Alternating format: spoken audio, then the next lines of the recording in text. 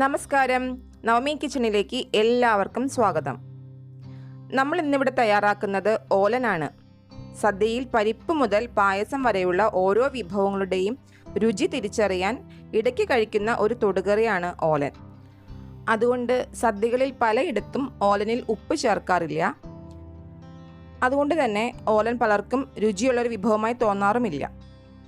നമ്മളിവിടെ ഉപ്പൊക്കെ ചേർത്ത് പയറും കുമ്പളങ്ങയും തേങ്ങാപ്പാലും പച്ചമുളകും ഒക്കെ ചേർത്ത് നല്ല രുചിയുള്ള ഒരു ഓലനാണ് തയ്യാറാക്കുന്നത്.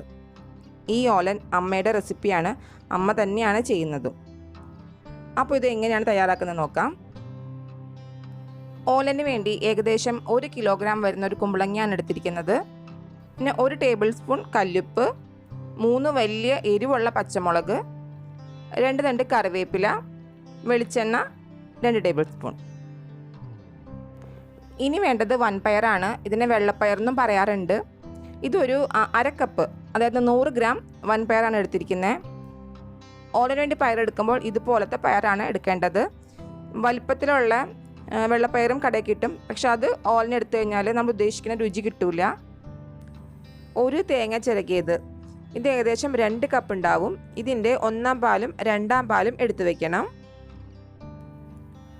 ഇനി കുമ്പളങ്ങ മുറിച്ചെടുക്കാം.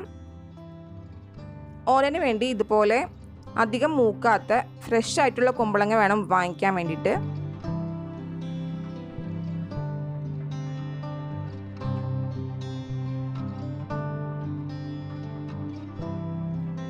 ഇതിൻ്റെ തൊണ്ടും കുരുവും എല്ലാം കളഞ്ഞ് ചെറിയ കഷ്ണങ്ങളാക്കി നുറുക്കിയെടുക്കാം.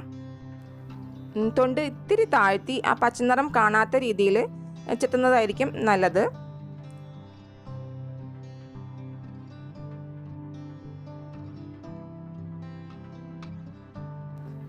ഇനി കുമ്പളങ്ങ ഇതേ വലുപ്പത്തിലുള്ള കഷ്ണങ്ങളായിട്ട് വേണം അരിഞ്ഞെടുക്കാൻ വേണ്ടിയിട്ട്.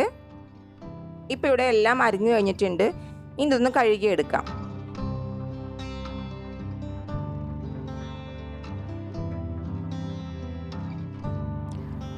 ഓലൻ തയ്യാറാക്കാൻ വേണ്ടി ആദ്യം നമുക്ക് പയർ വേവിച്ചെടുക്കണം. ഇവിടെ മൺചട്ടിയിലാണ് പയർ വേവിക്കുന്നത്. തലേദിവസം കുതിർത്ത പയറായതുകൊണ്ട് ഇത് പെട്ടെന്ന് വെന്ത് കിട്ടും. ഇതിലേക്ക് പയറിട്ട് കൊടുക്കാം. പയർ വേവാൻ ആവശ്യത്തിനുള്ള വെള്ളം, ഇവിടെ ഇപ്പോൾ 1/2 ലിറ്റർ വെള്ളം ചേർത്ത് കൊടുക്കുന്നുണ്ട്. ഇനി ഇത് മൂടി വെച്ച് മീഡിയം തീയിൽ വേവിച്ചെടുക്കാം. ഇടയ്ക്ക് ഒന്ന് തുറന്ന് ഇളക്കി കൊടുക്കണം.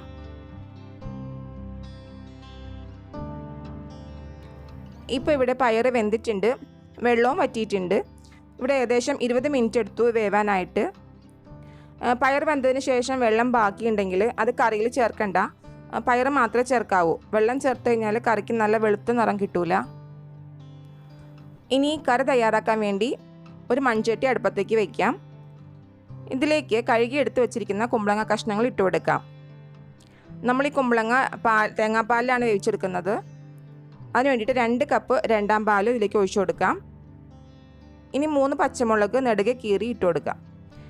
ഇവിടെ ഉപയോഗിച്ചിരിക്കുന്ന പച്ചമുളക് നല്ല എരിവുള്ളതാണ്, അതുകൊണ്ടാണ് 3 എടുത്തിരിക്കുന്നത്. അപ്പം നിങ്ങൾ നിങ്ങളുടെ ആവശ്യത്തിന് എരിവിനനുസരിച്ച് പച്ചമുളകിൻ്റെ എണ്ണത്തിൽ വ്യത്യാസം വരുത്തണം. ഇനി 1 ടേബിൾ സ്പൂൺ കല്ലുപ്പും ചേർത്ത് കൊടുക്കാം. ഇത് അടച്ചു വെച്ച് വേവിക്കാൻ പാടില്ല, തുറന്ന് വെച്ച് തന്നെ വേവിച്ചെടുത്താൽ മതി. അടച്ചു വെച്ചാൽ പെട്ടെന്ന് പാല് പിരിഞ്ഞു പോകാൻ ചാൻസ് ഉണ്ട്. ഇപ്പോൾ ഏകദേശം 10 മിനിറ്റ് കഴിഞ്ഞിട്ടുണ്ട്. കുമ്പളങ്ങ ഏകദേശം വെന്തിട്ടുണ്ട്. ഇനി ഇതിലേക്ക് വേവിച്ചെടുത്ത് വെച്ചിരിക്കുന്ന പയറും ചേർത്ത് കൊടുക്കാം. ഇത് നന്നായി ഒന്ന് ഇളക്കി കൊടുക്കാം. ഇതിനി ഒരു 5 മിനിറ്റ് തിളപ്പിച്ചെടുക്കണം. ഇപ്പോൾ പയറും കുമ്പളങ്ങയും എല്ലാം നല്ല പാകത്തിനായിട്ടുണ്ട്. ഇതിലേക്ക് ഇനി 1 കപ്പ് 1-ാം പാല്, നല്ല കട്ടി തേങ്ങാപ്പാലാണ്, അത് ചേർത്ത് കൊടുക്കാം.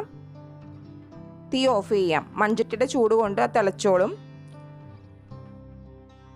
ഇനി ഇതിലേക്ക് 2 ടേബിൾ സ്പൂൺ പച്ച വെളിച്ചെണ്ണ ഒഴിച്ചു കൊടുക്കാം. 1 തണ്ട് കറിവേപ്പിലയും കൂടെ ചേർത്ത് ഒന്ന് ഇളക്കിയ ശേഷം വാങ്ങി വയ്ക്കാം. ഇതിനി ഒരു 10 മിനിറ്റും കൂടെ കഴിഞ്ഞാൽ ചട്ടിയുടെ ചൂട് കൊണ്ട് ഇരുന്ന് നന്നായിട്ട് കുറുകി കറി നല്ല പാകമായിട്ട് കിട്ടും. ഈ ഓണത്തിന് നിങ്ങളെല്ലാവരും ഇതൊന്ന് ട്രൈ ചെയ്ത് നോക്കൂ. നിങ്ങളുടെ അഭിപ്രായങ്ങൾ കമൻറ്റ് ബോക്സിൽ അറിയിക്കുക. ഈ വീഡിയോ ഇഷ്ടമായിട്ടുണ്ടെങ്കിൽ ലൈക്ക് ചെയ്യാനും ഷെയർ ചെയ്യാനും മറക്കരുത്. ആദ്യമായി കാണുന്ന കൂട്ടുകാർ സബ്സ്ക്രൈബ് ചെയ്യാനും മറക്കരുത്. അപ്പോൾ വീണ്ടും പുതിയൊരു വീഡിയോയുമായി വരാം. അതുവരേക്കും ബൈ. Thank you.